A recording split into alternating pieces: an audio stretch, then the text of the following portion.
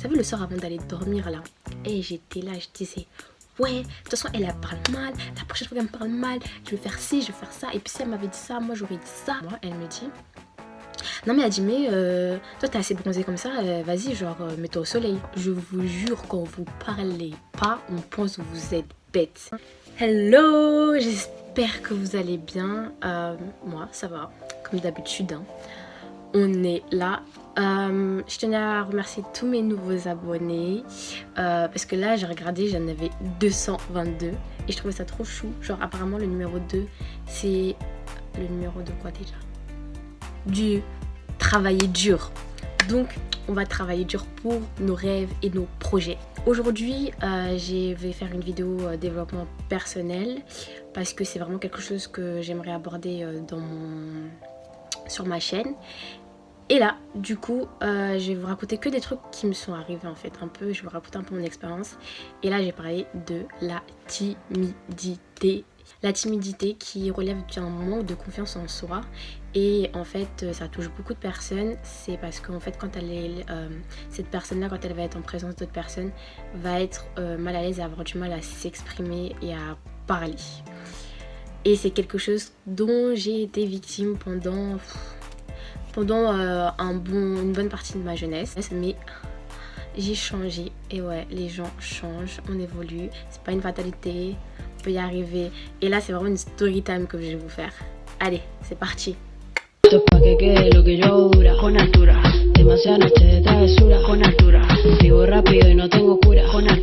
j'étais petite, j'étais timide, mais que ce soit avec ma famille ou que ce soit avec mes amis. C'est-à-dire que en fait, je vais être avec les gens, mais je vais pas parler.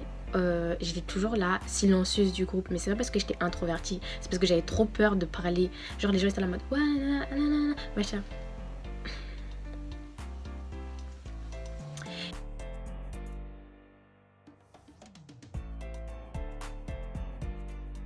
Quand je suis arrivée au collège, le collège est vraiment la pire période. Vous-même vous savez, les enfants qui sont au collège, vous inquiétez pas, ça va passer.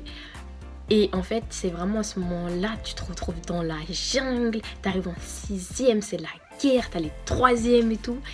Et du coup, moi, ça s'est encore plus accentué et c'est à ce moment-là que j'ai encore plus ressenti mon malaise. Et quand je suis arrivée, surtout en 5e, c'était mon année, je l'appelle l'année à fleur de peau. J'étais trop à fleur de peau, genre j'étais tout le temps tendue, j'étais mélancolique. Et ce qui s'est passé, il s'est passé quoi? Ah oui. Et en fait, moi en 5e, comme je vous dis, moi j'ai ma bande de potes, j'ai toujours ma petite bande de potes et le reste, genre je les calcule pas, les gens je les calcule pas en fait. Et du coup, mes amies avec qui j'étais, elles étaient assez extraverties, sociables, qui s'entendaient bien avec les autres et tout. Et moi, j'étais vraiment la meuf, personne connaît son nom. J'étais vous savez, dans les films et dans les séries, la copine d'eux. Genre, moi, j'étais la copine d'eux. Genre, personne c'était qui en fait.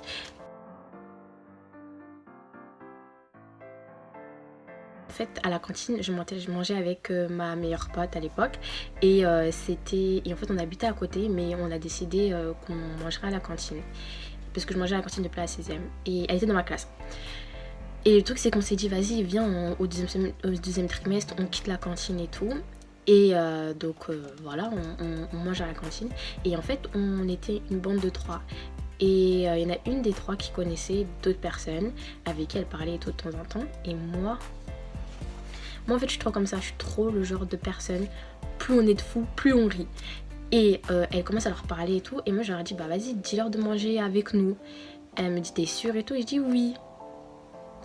Et ce qui s'est passé c'est qu'en fait on a commencé à tout le temps manger avec eux, et notre bande de 3 s'est transformée en bande de 7 ou 8, on était beaucoup en tout cas. Et le truc c'est que moi j'avais pas les mêmes délires qu'eux, du coup j'étais, mais et je passais pour une asociale, genre on me parlait, j'étais là. Et parce qu'ils étaient dans le délire un peu genre je trouvais ils faisaient des blagues obscènes et c'était pas mon délire en fait, je comprenais pas, j'étais en mode pourquoi?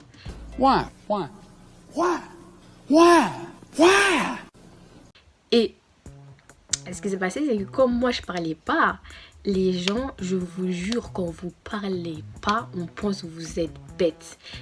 On pense que vous êtes l'idiot du village ou le clown du cirque. Donc on vient, on monte sur votre tête. Et eux, c'est exactement ce qu'ils ont fait. Comme moi, en fait, je les calculais pas, je leur parlais pas. À chaque fois, en fait, ils venaient, ils ont rajouté une couche, ils ont rajouté une couche. Et en fait, je crois qu'on essaie de tester. Quand t'es timide, quand tu ne parles pas, on teste tes limites et on veut vraiment savoir, genre, ouais, je réagis, quoi. Et donc, comme j'ai dit, ils sont montés sur mon tête, ils ont pris un escabeau, et ils ont escaladé, ils sont montés sur ma tête, ils se sont assis pendant toute l'année scolaire. Et pour vous dire que le soir, je rentrais chez moi et j'étais tendue. Genre, le soir avant, vous savez, le soir avant d'aller dormir là. Et j'étais là, je disais, ouais, de toute façon, elle parle mal. La prochaine fois qu'elle me parle mal, je vais faire ci, je vais faire ça. Et puis si elle m'avait dit ça, moi j'aurais dit ça. Et puis s'il fallait se battre, on allait se battre. J'étais une grosse tapette, j'allais rien faire du tout. Et du coup, j'étais là tous les soirs, je ruminais et tout. Et jusqu'à une fois, il m'est arrivé un truc de ouf. Genre, je rappellerai toujours cette histoire. On est parti manger et j'avais pris mon plateau et on est parti à côté de la fenêtre. Donc, t'avais des zones d'ombre, des zones de soleil. Je me suis posée dans une zone d'ombre et il y en a une, elle était juste derrière moi. Elle me dit, non mais elle dit, mais toi t'es assez bronzée comme ça, vas-y, genre, mets-toi au soleil. Genre, laisse-moi la place.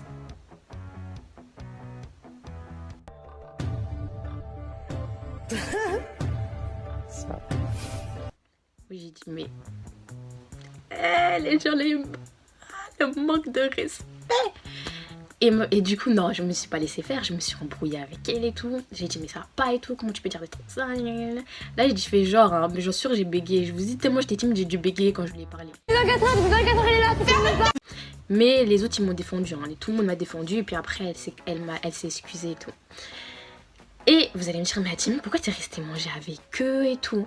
Et moi, je vous dis, je suis trop fidèle en amitié parce que ma meilleure copine, enfin, ma meilleure pote qui était dans ma classe et on était censé quitter au deuxième trimestre, elle m'a dit, je lui ai dit, mais vas-y, viens, on quitte parce que moi, je me sentais pas bien, mais elle était hyper à l'aise, enfin, elle est assez versatile, donc elle s'entendait avec tout le monde. Et elle me dit, genre, mais non, mais en fait, moi, j'ai pas envie de quitter la cantine. Et à ce moment-là, j'ai dit ok. Et je suis restée avec elle. Parce que j'étais vraiment le genre de personne, vraiment mes amis quoi. Mes amis veulent faire ça, allez, waouh, on va faire ça aussi. J'étais pas influençable, mais j'avais besoin de mes potes pour prendre des décisions. Ça c'est très mauvais, c'est très mauvais. C'est-à-dire que quand vous voulez quelque chose, faites-le. Si vous voulez quitter un endroit, quittez-le. Vous n'avez pas besoin de vos potes, vous êtes indépendants, vos potes sont indépendants, faites de même. Et pour vous dire à quel point j'étais fidèle, même avec eux, les gens, quand même, j'étais attachée à eux, je mangeais tout le temps avec eux. Une fois, je suis partie manger avec d'autres personnes et j'étais trop à l'aise, genre je rigolais trop. Et je me suis dit, mais en fait, pourquoi je mange pas tout le temps avec elles? Mais tellement je me sentais, genre je trouvais que ça se faisait pas, je suis restée quand même avec les autres. Être gentil, ça paye pas. À la fin de l'année scolaire, c'est terminé. Quatrième, en fait moi quand je suis rentrée en quatrième, j'ai grandi d'un coup. J'étais petite, hein. Tous les gens là qui me montaient sur ma tête, j'étais bien plus petite qu'eux. Quand je suis arrivée en quatrième, j'ai grandi de ouf. J'ai dépassé grave des gens. Et je sais pas si c'est lié, hein, mais dans tous les cas, j'avais de l'assurance. Et je sais pas ce qui s'est passé dans ma tête. Ça a fait genre c'était naturel pour moi d'être à l'aise. Je suis arrivée en quatrième, j'étais trop à l'aise. Je sais pas, c'est trop bizarre, genre ça s'est brisé, genre mon truc. Et les gens ils venaient me parler. Les meufs qui me faisaient la misère à la cantine, elles sont venues dès les premiers jours, elles me faisaient des bisous sur les pieds. J'ai pas compris, genre ouais et tout, alors c'était comment et tout, ça va et tout. J'étais en mode genre vous prenez des nouvelles de moi. Comment ça se passe dans la tête d'un timide? Genre vraiment j'avais un manque de confiance en moi qui était tel que les gens, et genre je vous jure que moi mon cerveau il va trop vite. Je réfléchissais à plein et j'avais trop des blagues drôles à sortir. Et j'étais là en mode, les gens ils parlaient, ah oui, là faut que je dise ça. Et quelqu'un le disait à ma place. Et c'est pas parce que la personne était vivante, c'est parce que la personne elle était spontanée, elle s'imaginait pas que voilà ça allait flop et tout. Parce que moi je faisais comme dire, je vais dire un truc, ça va flop, ça se peut, je vais pas dire bon moi ça va pas être drôle. Et puis après, si je dis ça, qui va être d'accord avec moi? Et si les gens sont pas d'accord avec moi, comment vais-je réagir? C'est ça, c'est-à-dire que t'as même la peur de la confrontation, t'as peur du disagreement, je sais pas me dire en français. Contestation, genre les gens qui sont pas d'accord avec toi, t'as peur d'être toi en fait, t'as vraiment peur d'être toi et je trouve ça dommage. Maintenant moi comment je m'en suis sortie, la visualisation. Là, je vais vous dire des trucs de développement personnel que j'ai découvert récemment et qu'en fait, je me suis rendu compte que je pratiquais toute seule.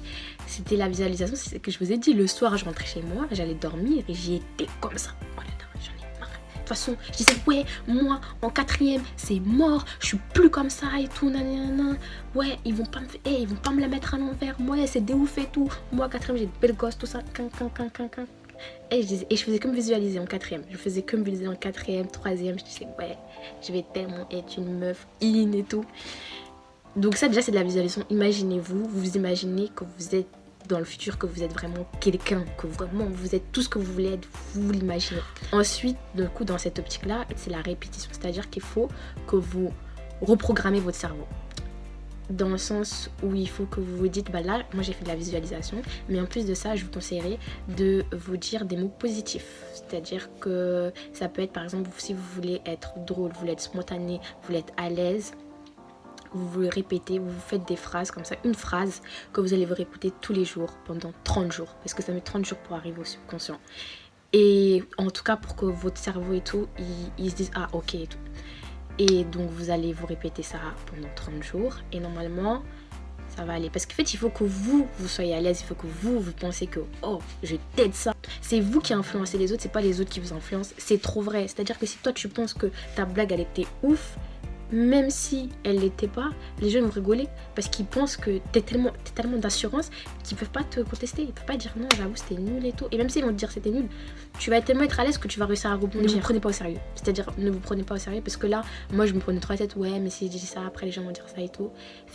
Faites preuve d'autodérision, vous vous en foutez. Et si vous dites un truc c'est naze, vous rebondissez et puis vas-y c'est bon, la vie a continué, les gens ils ont oublié ce que vous avez dit. Choisissez bien vos amis.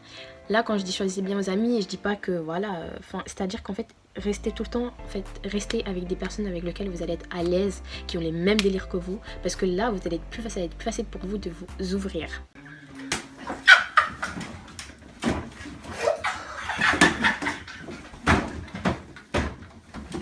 Avoir une forte volonté de changer, c'est comme je vous dis, il faut vraiment que vous soyez déterminé, hein, puisque moi, je disais 4e c'est mort, 4e c'est mort, moi on ne marche plus dessus, moi on va me respecter.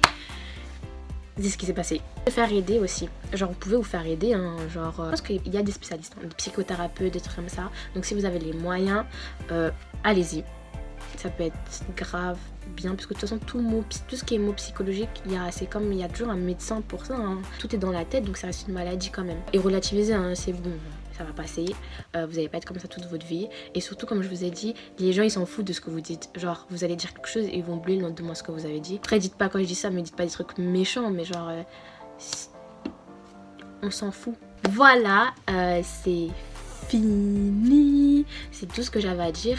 Et n'hésitez pas à me suivre sur Insta parce que c'est là où je suis le plus active. Et récemment j'ai lancé un concept de pub. En fait je fais de la pub comme ça gratuitement pour des personnes qui veulent. Donc si vous avez un projet, vous avez un compte Insta en particulier, vous faites de la musique, vous faites quelque chose, vous êtes quelqu'un, genre dites-moi, je peux vous faire de la pub. Et sinon, prenez soin de vous, lavez vos mains. You should wash your hands, you dirty pig. Et restez chez vous.